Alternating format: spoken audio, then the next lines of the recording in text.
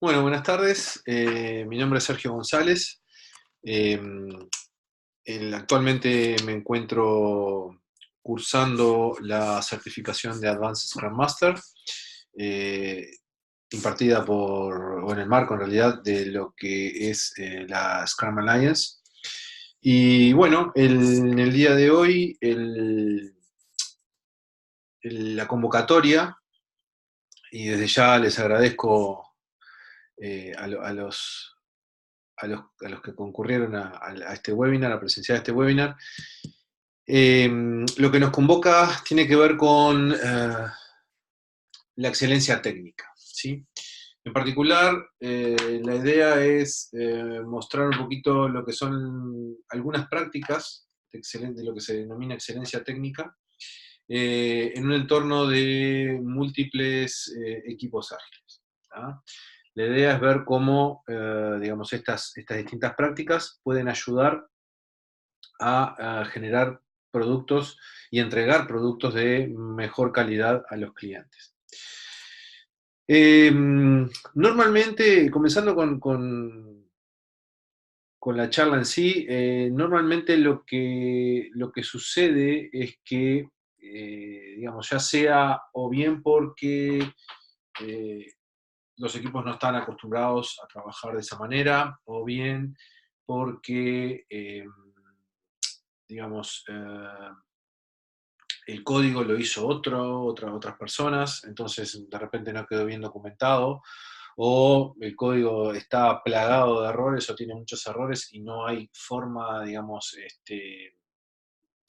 sana de poder trabajar con ese código. Entonces, en este contexto, LES, el cual es una metodología de escalamiento de Scrum, ¿sí? Plantea, ¿sí?, varias alternativas. La idea de hoy, bueno, las alternativas que plantea LES como posibilidades de trabajar apuntando a lo que es la excelencia técnica, son esas que aparecen ahí. No las vamos a comentar todas, solamente vamos a hablar de tres, ¿sí? Y bueno, básicamente es especificación, por ejemplo, integración continua, entrega continua, criterios de aceptación, testing, pruebas de aceptación, código limpio, diseño y arquitectura, test unitarios, desarrollo orientado a pruebas, ¿sí? Y pensando en los tests. Básicamente son esos. ¿Ok? Bueno, muy bien. Entonces,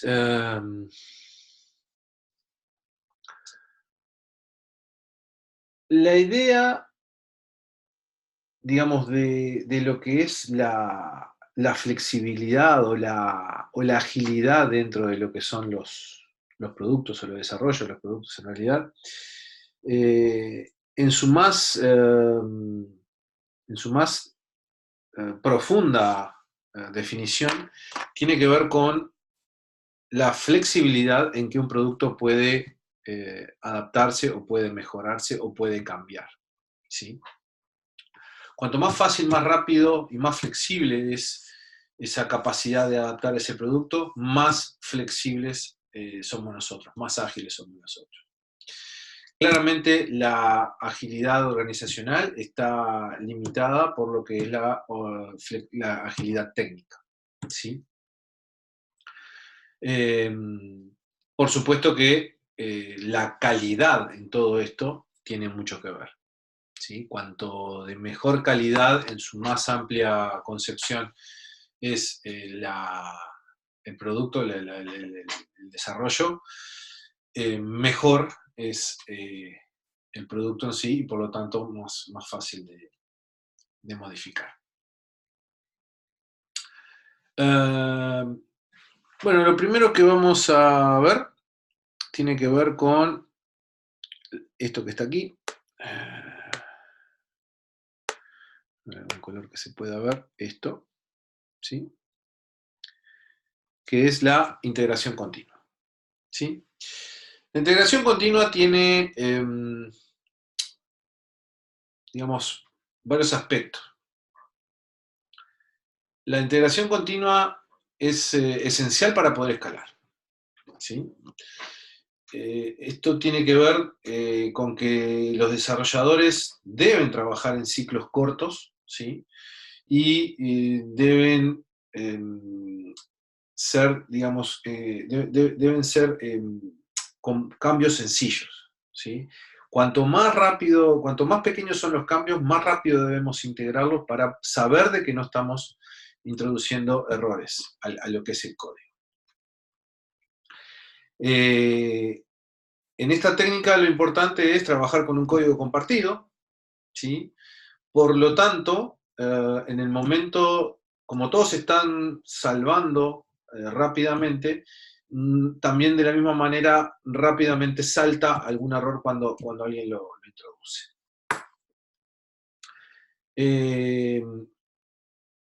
Básicamente las prácticas de integración continua tienen que ver con prácticas del desarrollador, por ejemplo, ¿sí?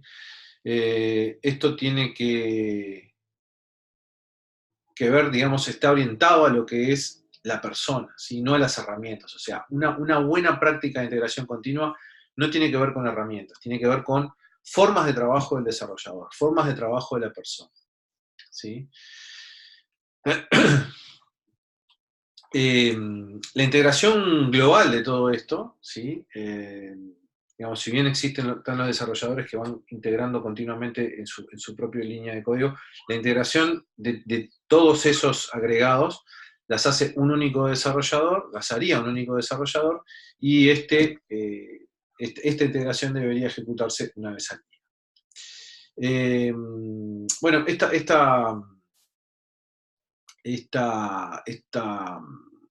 digamos, esta práctica, ¿sí? Está muy relacionada a lo que es el Test Driven Development, ¿sí? Tiene que ver con trabajar, que es esta otra que está aquí, ¿sí? Tiene que ver con trabajar con casos de prueba, ¿sí? Y bueno, justamente en el momento de integrar todo, se correrían esas pruebas y se podría llegar a confirmar que el sistema sigue funcionando. Bien. Otro punto que tiene que ver con la integración continua es la idea de mantener el sistema funcionando. Eh, lo importante aquí en este punto es siempre mantener una copia estable del sistema, ¿sí? Entre una release y la siguiente, por más que haya cambios, siempre es importante tener la versión anterior que sabemos que no tiene problemas.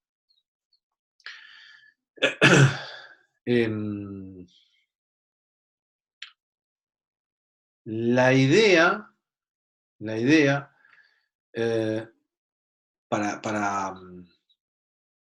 digamos, para evitar este tipo de problemas es que alguien quede, digamos, atento a que no se modifique esa última versión, ¿sí? Es como eh, saber que esa línea de código, esa release no se debe tocar. Otra cosa que también es importante tiene que ver con, digamos, no solamente la asiduidad con la que se hacen, la que se comitean o con la que se salvan los cambios, o la velocidad con la que se integra, sino el tamaño de la integración. El tamaño de la integración va de la mano de, digamos, cuánto código se le agrega o qué dificultad lógica se le está agregando a ese código. Entonces, lo fundamental en esto, para que no haya sorpresas, es que los cambios sean pequeños, ¿sí? Se desarrolla una cosita muy pequeñita nueva, se comitea y se agregan los cambios. Otro punto de la integración continua tiene que ver con el crecimiento del sistema. A ver, una cosa es que el sistema crezca y otra cosa es, digamos, que el sistema se acople o se integre, ¿sí? O se construya en realidad. Fundamentalmente, cuando se habla de que el sistema crece, podríamos, para verlo conceptualmente, podríamos hablar de algo de este estilo así, ¿sí? Donde el sistema arranca pequeñito y luego empieza a generar cada vez más, a ser cada vez más grande. En lo que tiene que ver con la construcción del sistema, está más conceptualizado en elaborar componentes por separado, ¿sí? Y luego, en determinado momento, empezar a acoplarlos, ¿sí? Y bueno, que eso genere un nuevo sistema, o mejor dicho, que genere el sistema. Pero va más que nada relacionado a la generación de módulos independientes y después acoplarlos todos.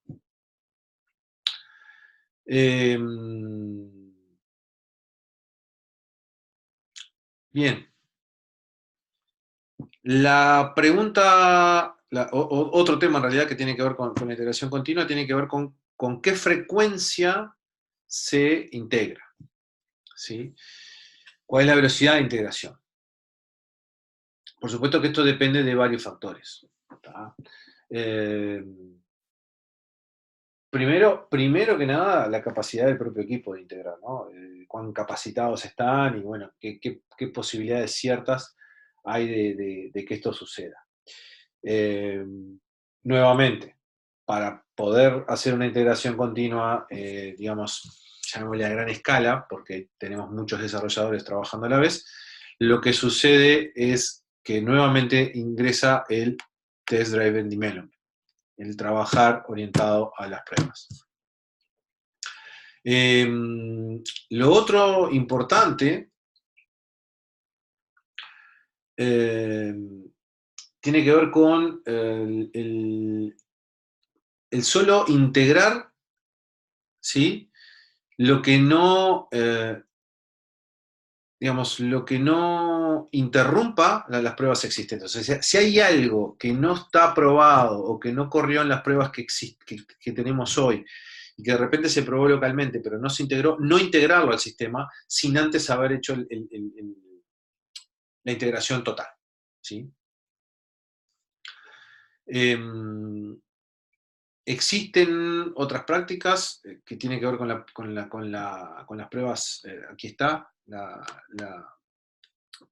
correr pruebas automáticamente, digamos, que también eso tiene sus criterios, o sea, no todas las pruebas hay que correrlas automáticamente, ¿sí? Pero bueno, no es el punto ahora que estamos trabajando.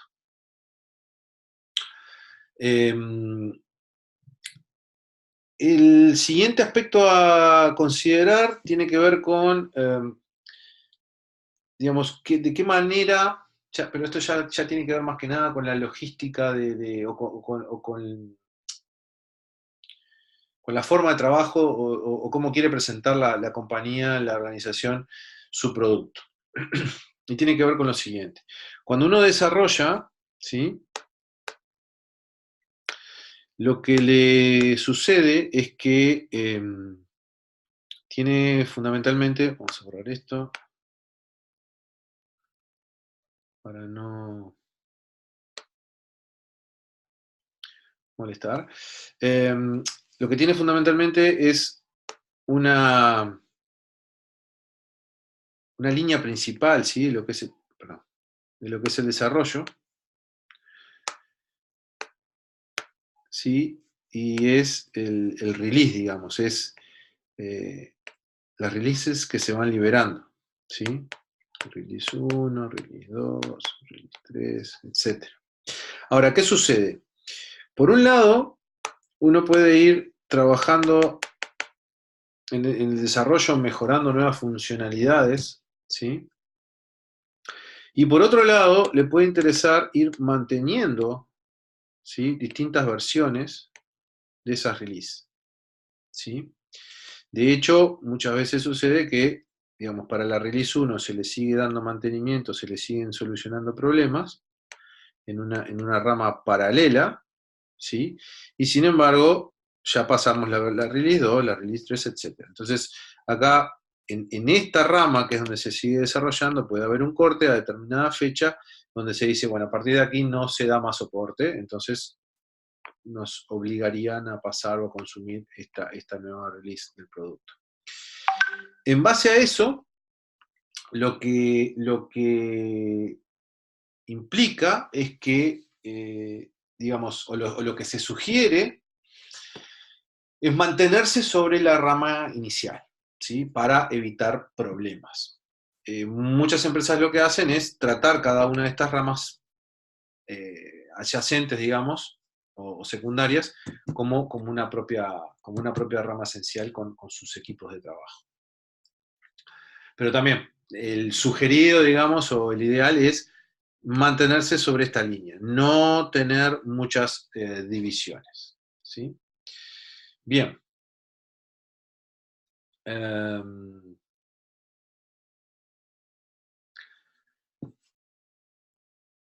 ¿De qué manera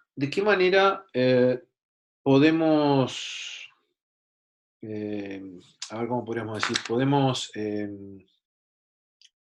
consolidar, ¿sí? La forma de trabajo con alguna, con algún mecanismo, digamos, no manual, digamos, no con la persona que tenga que estar atento?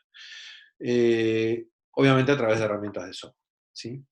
En particular, para esto se utilizan los sistemas denominados SCM, ¿sí? Que significan Software Config Management, y básicamente lo que hace justamente es eso, mantener el software, o mejor dicho, actuar como un monitor de que lo que se está desarrollando no tiene errores, no aparecen inconsistencias, no aparecen errores. Esto lo que sucede es que eso lo que hace es que cuando surge alguna cuestión, avisa a él o los distintos desarrolladores según cómo tengan configurado. Algunos ejemplos son Kamatera, CF Engine, Puppet, Octopus, etc. Hay mucho software al respecto. Bien. Respecto a la automatización de pruebas, un poco lo que comentábamos hoy. La automatización de pruebas tiene que ver con el correr, digamos, esos tests de forma automática. ¿Qué pruebas son buenas a automatizar? Las que son necesarias correr muchas veces, ¿sí? De la misma manera, ¿es necesario correr todas las pruebas? No, no es necesario correr todas las pruebas de forma automática, ¿sí? Bien. ¿Qué más?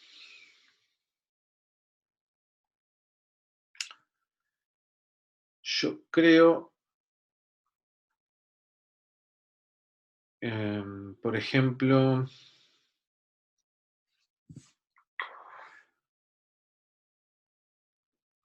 cómo...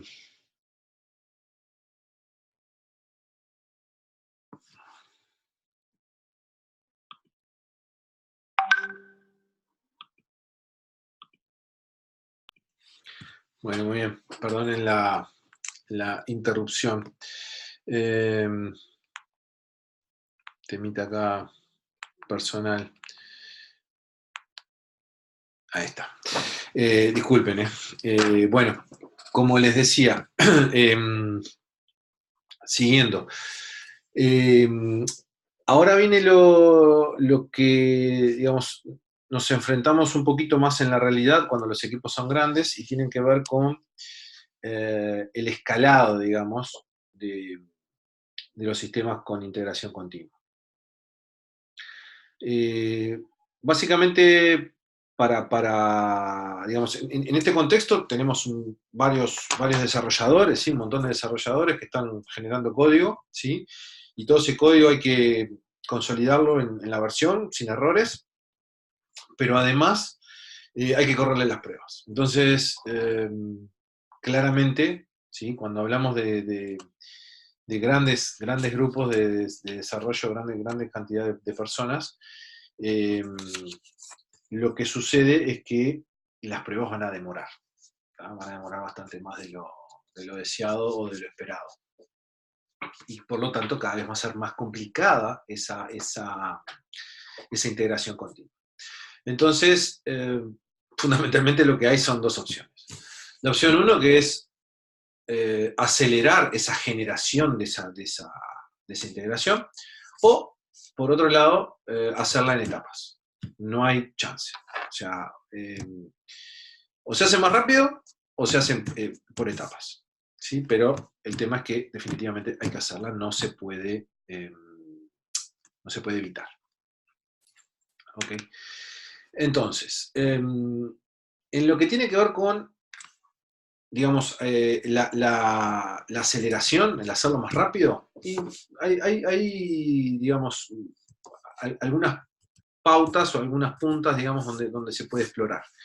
La primera de ellas, la más fácil, es aumentar el hardware. Más fierro, más capacidad de procesamiento.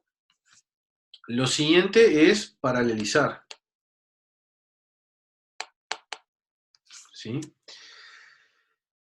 Lo otro que se puede hacer en este respecto es ir desplegando o ir generando las versiones parcialmente, ¿sí? Con incrementos parciales. Voy, pruebo, agrego alguna funcionalidad que no es todo lo que se querría, pero se va agregando de a poco. Y la tercera, por ejemplo, mejor dicho, el cuarto punto de esto de acelerar la construcción del producto, tiene que ver con gestionar las dependencias, ¿sí? Armar módulos y gestionarlos independientemente, y en el momento de integrarlos, bueno, asegurarnos de que todo funcione. Con respecto a la otra pata, digamos, teníamos la parte de acelerar y la parte de integrar en forma parcial. Podemos comentar que básicamente existen 5 o 6 niveles, ¿sí? O etapas, donde la primera etapa es una integración, una prueba rápida, ¿sí? A nivel del propio desarrollador, donde se prueban cosas del estilo test unitarios, del estilo cobertura de código, yo qué sé, en componentes además o en funciones que en realidad deberían no ser muy complejas, ¿sí?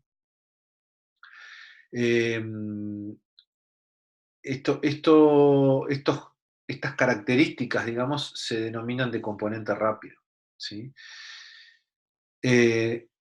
Otro nivel u otra etapa dentro de este proceso de integración por etapas tiene que ver con el componente lento, ¿sí? Que la idea es integrarlo y hacer las pruebas que son lentas, por separado. Hay pruebas que demoran mucho, bueno, se van haciendo en paralelo. El otro nivel tiene que ver con las pruebas funcionales, ¿sí? Estas pruebas deben ser rápidas también.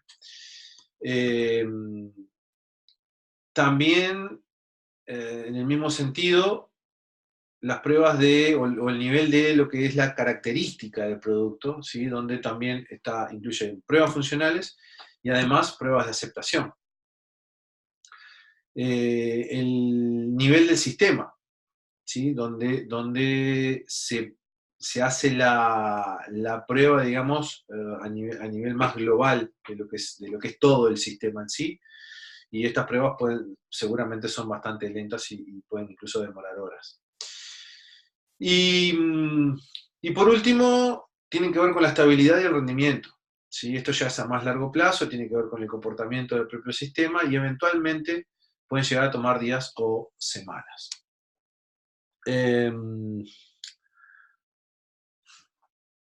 Básicamente, en resumen, ¿qué es lo que se debe hacer y qué es lo que no? Bueno, hay que integrar rápidamente lo más posible en cada ciclo de Test Driven Development. En particular habla de tiempos o ventanas de tiempo de 5 o 10 minutos, de desarrollo en 5 o 10 minutos y se integra. No desarrollar en ramas, como les decíamos hoy. No es bueno hacer una política de revisión de código antes de hacer el commit. O sea, hagamos el commit y si es necesario se hace una política de revisión de código. Incursionar en lo que es la cultura del craftsmanship, ¿sí? Lo que es el desarrollar software, digamos, como un arte en sí. El que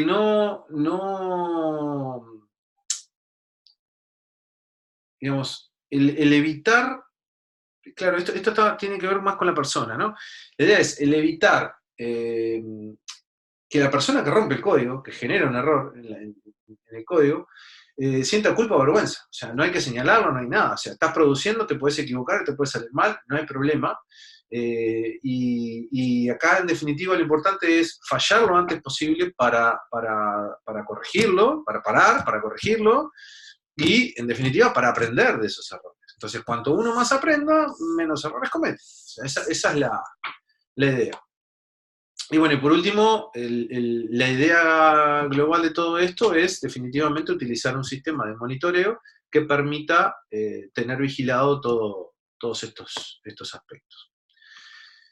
Bien, pasemos a la siguiente práctica.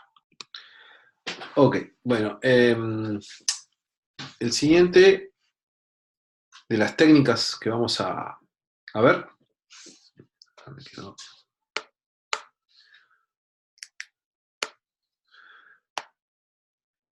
No sé por qué quedó marcadito. Bueno, la siguiente de las técnicas que vamos a comentar tiene que ver con el código limpio. ¿Sí? No es muy extensa, es más bien bastante conceptual y bastante simple. ¿Sí? Y la idea fundamental con esto es que el código sea legible.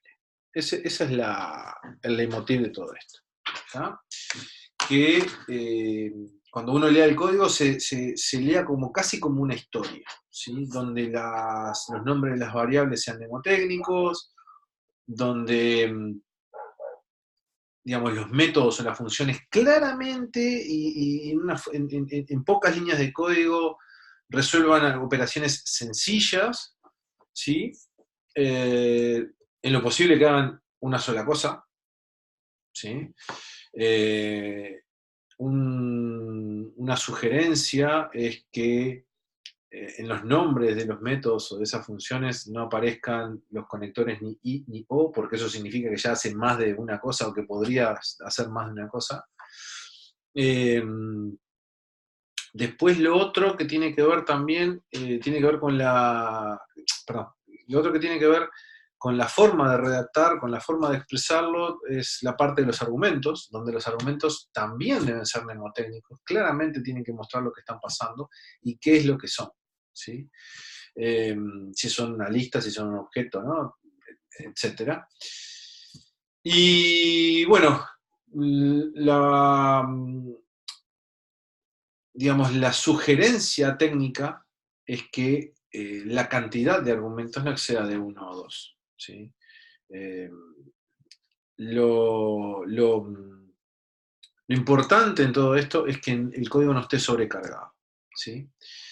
Esto también evidentemente puede llegar a evitar bastante documentación, digamos. Donde el código esté limpio, va a poder evitar bastante documentación. Y después una frase que tienen los especialistas en esta técnica es que básicamente el código nunca es lo suficientemente limpio. Es como que siempre hay algo que se puede mejorar. Y para no extendernos en el tiempo, la última de las técnicas estas que vamos a comentar rápidamente tiene que ver con esto, con lo que hablábamos hoy, ¿no? El Test Driven Development, que realmente nos resultó interesante esta forma de trabajar, y tiene que ver con, fundamentalmente, bueno, esto se conoce claramente como el TDD, ¿sí? Que muchas veces se ve en la literatura así. Y fundamentalmente lo que tiene son tres pasos. Uno, el escribir la prueba, ¿sí? El siguiente es implementar el código para la prueba.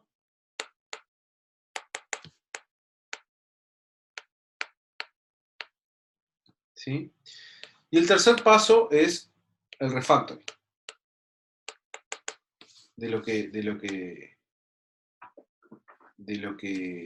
sucede, de lo que surgió para limpiar ese código. ¿Sí? Entonces, si uno fuera a marcar, digamos, a ver si puedo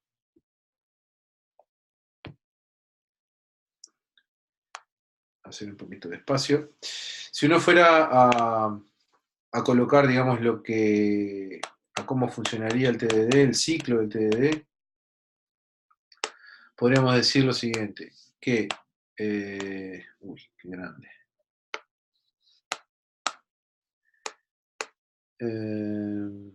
Perdón, aquí. Podríamos decir lo siguiente, que parte del ciclo es testear, parte del ciclo, vamos a poner así, testear, parte del ciclo es codificar y parte del ciclo es refactorizar. ¿Sí? Bien. ¿Cómo debería ser este ciclo? ¿Cómo debería ser este ciclo? Este ciclo debería ser corto, ¿sí? Debería ser lo que se dice rítmico, en el sentido de que haya, digamos, una regularidad, ¿sí? Debería ser incremental. ¿Por qué? Porque vamos generando cada vez más producto, ¿sí? Debería estar centrado en el diseño, ¿sí? Y la última, y de repente la que más deberíamos tener en cuenta, tiene que ver con la disciplina.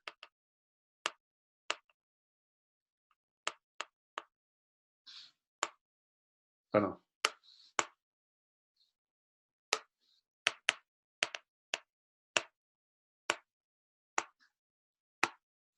¿Sí? Debería ser transformarse en un hábito esto. ¿Sí? Perfecto. Bueno, ahora, si me permiten, voy a ver el chat, porque ni Nacho ni Nico tienen audio hoy. Bueno, Nacho, te agradezco muchísimo el hecho de que estés en la calle y te hayas conectado. Por lo menos así queda público el agradecimiento. Y, y bueno, Nico, sé que estás trabajando y nada, también muchas gracias. No sé si tienen alguna consulta, si quieren eventualmente... A ver. Sí, Nico, dime.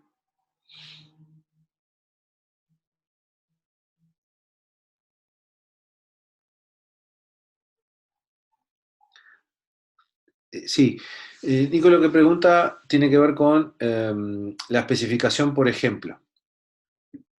Dado un ejemplo. Eh, de los que vimos, todo bien. Supongo, ok, vamos a suponer de que si no hay respuesta, está todo bien. Perfecto. Eh, a ver, la especificación, por ejemplo, es otra técnica, ¿sí? Que fundamentalmente lo que intenta, digamos, es cuando los requerimientos no son claros o son confusos o no hay una forma muy, digamos, llamémosle aceitada de trabajar entre el PO, los stakeholders, hay falta de entendimiento, sobre todo de repente por la propia inmadurez del equipo. Eh, lo que se les solicita, lo que se les pide es un ejemplo. ¿Sí? Bueno, dame un ejemplo de cómo querrías que funcione esto, qué resultado esperás, hasta qué punto se podría llegar a ser válida la aceptación de la prueba, hasta qué punto no. Entonces, en base a eso, como un inicio de empezar a trabajar en lo que es la implementación en sí. No vamos a entrar en detalle, pero por ahí va. Sí,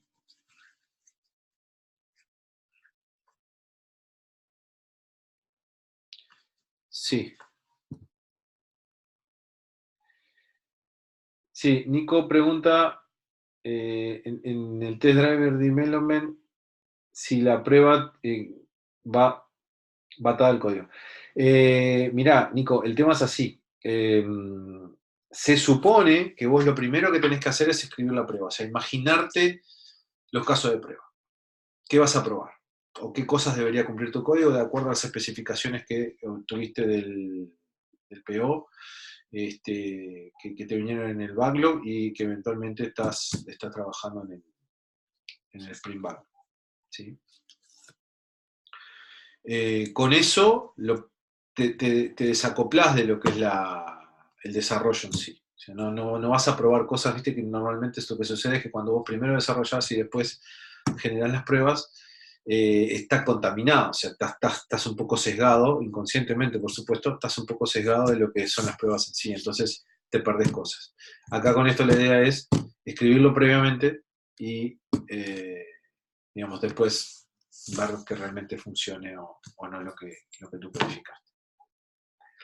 Así que bueno, no mucho más. No sé si, por supuesto que muchísimas gracias por su atención y nada, nos vemos próximamente.